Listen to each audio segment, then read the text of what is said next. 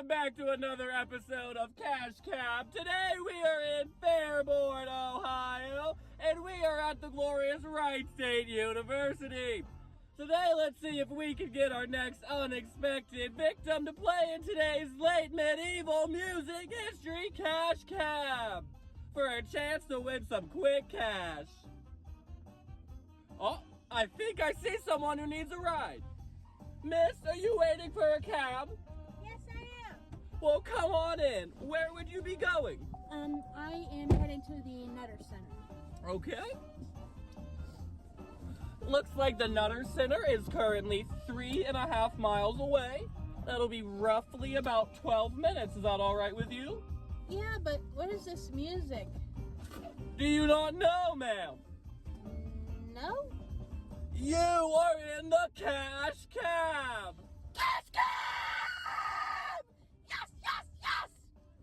Today's topic is late medieval music history. Oh my gosh! Ah! Okay, I know this stuff. I know it. Come on. You think you're a connoisseur of your music medieval history? Yes!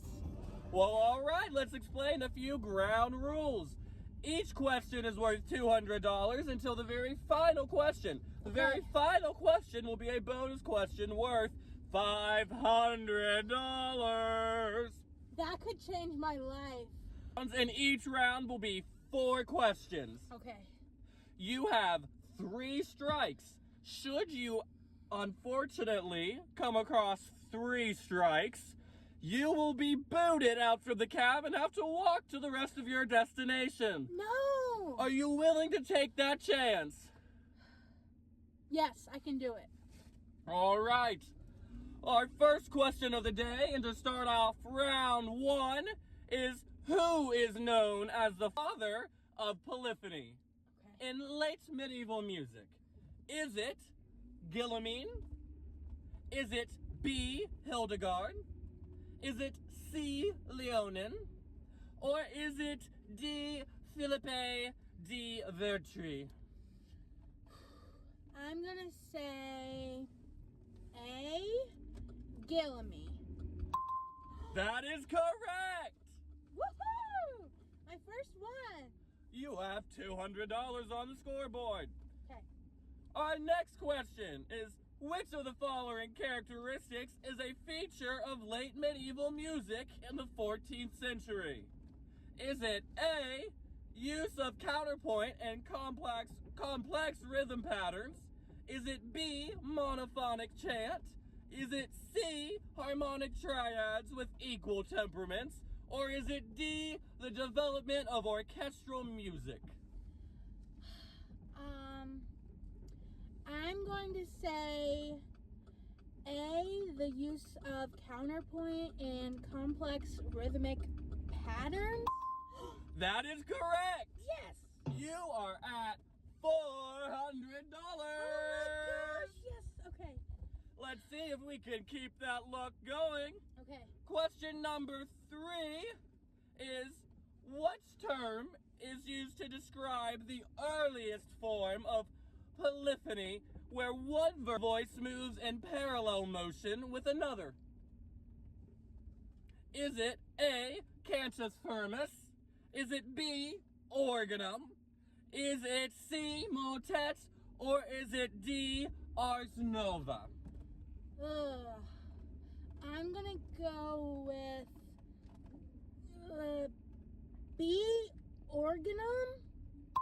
Correct! You now have $600! Okay, here we go. Okay, question number 4, and the last question in round 1 is, the Ars Nova was a significant musical movement during the late medieval period. What did Ars Nova primarily refer to? Is it A, the new system of notation, allowing greater rhythmic opportunity and complexity? Is it B, the development of sacred choral music? Is it C, the invention of musical instruments? Or is it D, a shift towards more vocal music and greater rhythmic complexity? Oh no. Shoot. I I'm not really familiar with this one. I'm going to say B, the development of sacred choral music. Unfortunately, you have gotten your first strike. Although that does end round one, and you are ending round one with $600. Now we go into round two. Who composed the famous Missa Notre Dame, meaning Our Lady Mass, which was one of the first cycling mass settings? Was it A. Guillaumin, B. John Dunstable, C. Johann Ockermann, or was it Johann Sebastian Bach for D? I gotta go with my boy Guillaume. I think it's gonna be A. Final answer? Correct! Yes. Now let's go. That takes you to $800. Now let's go on to our next question. What is the name of the technique where a pre-existing Gregorian chant is used as the basis for polyphonic composition?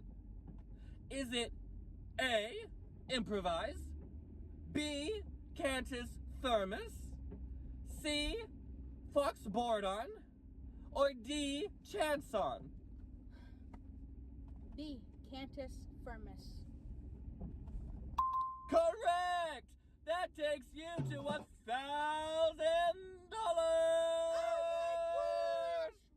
Okay. This leads us to our next question in round two. Woo! The motet became a popular form of polyphonic music during the late medieval period. What was its primary function? Was it A, a secular dance piece for the courts? Was it B, a religious vocal composition with one or more texted parts? Was it C, a solo instrument worked by minstrels? Or was it A, musical setting of a folk song? B. A religious vocal composition with one or more textured parts. Correct! That takes your grand total so far to $1,200. Oh my gosh, thank you so much. Now this leads us to our next question. This is the final question of round two. Are you ready for your final question of round two? I think so. I only have one strike and I'm feeling really good. Okay, let's see if that luck continues. What is the name of the type of secular song in the late medieval period that featured narrative stories of courtly love, often set to an instrumental accompaniment? Is it A, chanson, B, motet, C, madrigal, D, rondo? Okay, I'm feeling good about this. I think it's C, madrigal? Unfortunately, you are incorrect, and that is your second strike. Now, you need to be careful. You still have 4 questions in round 3, and you have your bonus question. Now, you don't want to walk in. You don't want to lose your money. So let's go to round 3. It's just still really far to get to the Nutter Center, so I'm gonna try my best. I really am. Which instrumental group was commonly used in the late medieval secular music? Was it A, the viola da gamba and the lute? Was it B, the organ and timpani? Was it C, the violoncello? Or was it trumpet and flute for D? Okay.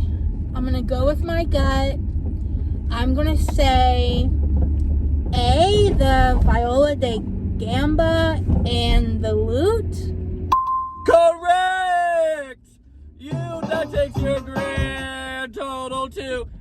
$1,900. Yes. Now, on to your next question. Which of these musical genres did not develop during the late medieval period, but was more characteristic of earlier medieval music? Was it A, Gregorian chant, B, the motet, C, madrigal, or D, ars nova? Right when I heard it, I knew it was A, Gregorian chant. That is correct! That takes your grand total up to $2,000. Oh my God, 2,000? Next question. Keep in mind, you have 2 more questions left in this round and a bonus question with 1 strike remaining. Okay. I got it. Which late medieval composer was responsible for developing the 4-voice setting of the Mass Ordinary? Was it A, John Dunstable? Was it B, Guillaumin? Was it C, Francesco? Or was it D, Felipe? I think I'm gonna go with A again. John Dunstable?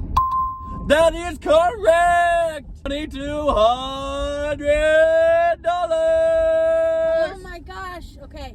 Okay, we got it. This will be your last question in round 3. Okay. And this means you have 1 strike left with 1 question remaining plus your bonus question. Okay. Are you ready for your last regular question of the Cash Cab? I'm feeling really confident. Let's do it. What was the primary function of troubadours in late medieval music? Was it A, they were court musicians? Was it B, they were poets and musicians? Was it C, they composed music for religious ceremonies? Or was it D, they were monostatic composers of Gregorian chant? Okay. I have it down to 2. But I'm going to go with B, poets and musicians. That would be correct! Woohoo! That means your grand total is up to $2,600. Oh my gosh! Wow. Are you ready for your bonus question? Yes. Your bonus question is worth $500 Okay. and does not count against your strike. Which of the following was a characteristic of the late medieval musical notation? Was it A, it was entirely pneumatic?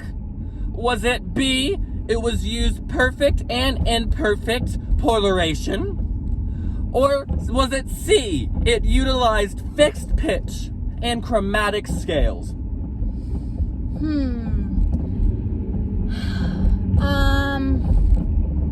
I don't know. I might have to guess. It won't count against me, right, if I get it wrong? It will not count against you if you get it wrong. But I could really use the walk, extra money. You could walk out of here with $2,600, or you could try to stick around and answer this bonus question for a total of $3,100. Okay. I'm going to say B. It used perfect and imperfect prolation to indicate rhythms. Correct! You have won $3,100 on the Cash Cab, and we have made it to